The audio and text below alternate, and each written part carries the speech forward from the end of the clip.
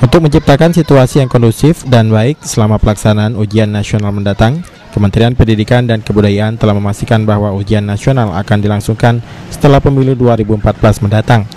Hal ini dilakukan agar semua instansi seperti pemerintahan, kepolisian, dan masyarakat serta pelajar sendiri lebih fokus terhadap ujian nasional yang tidak serentak pada kegiatan pemilu.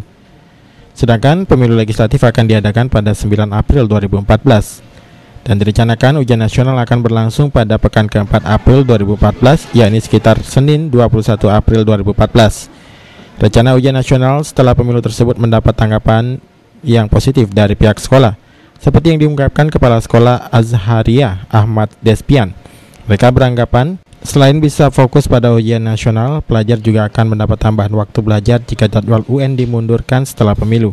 Segala kepolisian, baik kepolisian atau TNI, jadi mereka terfokus dalam kalau sudah habis pemilu legislatif, maka mereka memperhatikan masalah untuk menghadapi ujian UN. Husni Awan, PAL TV.